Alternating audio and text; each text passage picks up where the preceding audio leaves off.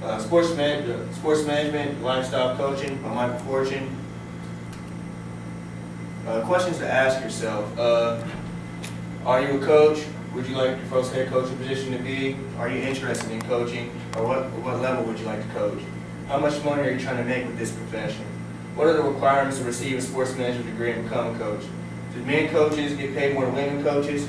I can help you answer all these questions if you just follow me. Here we start first with the degree requirements. Went to Keene College catalog, found out about the major, found out what I needed to do to become a coach and to receive my BA in sports management. First, you got to start with your internship requirements, which is 2.5 minimum GPA. When you become a junior, you must have approval from both your advisor and internship coordinator. Then you have core curriculum requirements. Sports management majors need these requirements, of course, to fulfill their major. And here listed right here, you have all the classes you must take to fulfill yourself and find your major and get all your credits. You have business communications, principal of management, financial accounting, computer information systems, managerial accounting, principal of marketing, corporate financial management, professional development and strategies, internship, strategic management seminar, athletic administration, ethics and sports management, legal issues and risk management in sports, and my favorite, sports facilities and sports information are my two favorites. Here's a total of your credits you have to have if you want to get your BA in sports management. Core curriculum must have 40 hours, major requirements 41, your elective minor and second major must be 43, and all that together to earn your Bachelor of Arts in sports management, 124 hours total. In my research, I did an interview with a person, Nick Pasqua, who's my assistant coach here for basketball. He graduated in the same field I did with a BA degree in sports management. Well, I asked him a lot of questions, but there's three qualities that stood out to me from the interview. I asked him what was the first thing you take on when you want to become a coach, and he spoke about leadership. The importance of this quality starts with how a coach carries themselves every day, as they are role models to all athletes. So you have to have some type of leadership about yourself if you want to become a coach. The second thing that also really stood out to me was he spoke about individuality. I thought that was very cool. How he spoke about that. He talked about players having different personalities. You have to remain patient with different players. Some players you can yell at, some players you can, some players you have to take your time with, some players breathe quicker than others. So you have to learn your team's personalities as well as others. And the last thing that really comes down, that's just everyday life, not even with coaching, is how you handle yourself under pressure. Can you perform under pressure? It takes a special person to perform under pressure and make decisions as the situation tenses up. Coaches are faced with the situation daily, on and off the court and on the field. The pressure of doing what's best for every athlete individually can be overwhelming at times. We can relate it to something. We can handle some under pressure, like with basketball.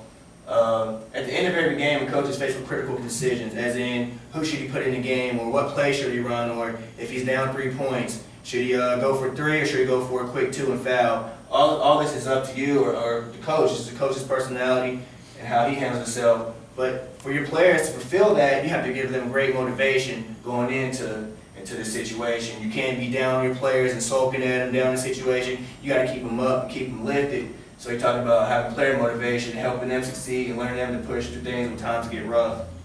The interview with Nick Pasqua was very interesting. It showed me a lot.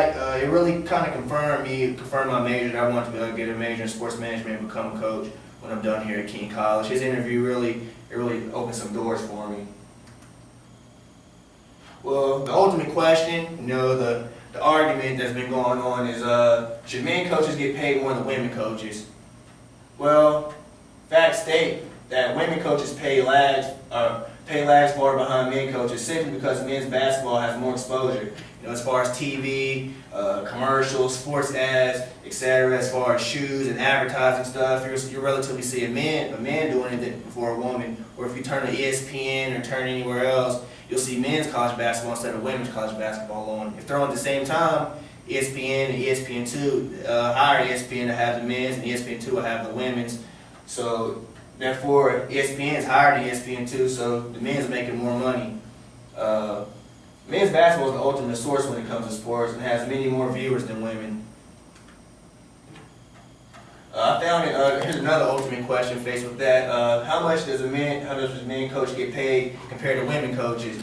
Well, here in the New York Times I found for Division I basketball, the median salary for coaches of a men's team in 2010 was $329,300, nearly twice of that coaches from women's teams, who had the median of $171,600. Over the past 4 years, the median pay of men's head coaches increased by 40% compared with 28% of women for women's coaches. So as time goes on, it just men still seem to keep getting paid more than women coaches. Like I said, that goes with ads, that goes with how you market yourself, that goes with from how you market your team and people worldwide, how they view it. Honestly, most people aren't into women's sports as much as men's sports, which is kind of sexist in a way, but I mean, that's kind of how it is. I mean, I didn't want it to be that way, but I mean, that's how it is. So with this New York Times source I found, it showed me a lot in how much men keep getting paid more than women as time goes by. So each year, the percentage goes up for men to get paid more than women. The conclusion, throughout this research on coaching, it did nothing but further my ambition to become a coach after receive my BA degree in sports management here at King College. I learned a lot from annual salaries, class requirements, and the interesting interview I spoke about with Nick Passwood. That really opened up some doors for me and showed me that this is what I really want to do. It kind of confirmed myself and confirmed me to want to have this major. There's a lot of techniques and understandings on what it takes to fulfill the shoes of being a big-time coach. My major is declared, and I'm certain this is what I plan on doing for my career. Well, my opinion on another opinion on men and women coaching. I think it's right that men coaches get paid more than women coaches, only because of the demand both sports have. Worldwide, men's basketball is ultimately higher demand than women's basketball. That's part of the reason why male coaches get paid so much more. Roles and benefits also play a theory in it. As far as roles, it depends on what school you go to. There's certain rules that if you say you win a certain amount of games, you get a higher bonus, or say you take your team to the Final Four, you get a higher bonus, or say both teams, say you're at University of Kentucky and the men's team and the women's team both make it to the Final Four, who would you think would get paid more? Well, relatively, the men's going to get paid more just because it's a high market and they're going to be put on TV more. So as a coach, you're going to be getting paid more than a women's coach because you're going to have more viewers watching men's instead of women's. And my bibliography here is all the sources I've used. Not all of them for my paper, but what I've used for my PowerPoint. I used a catalog to help me find out what my requirements were for this class, or what I needed to get my major, or what GPA I needed, or how many hours I needed to take, or what class would require for me to receive my sports management major to become a coach. New York Times, that really helped me, showed me how much more men get paid than women's coaches.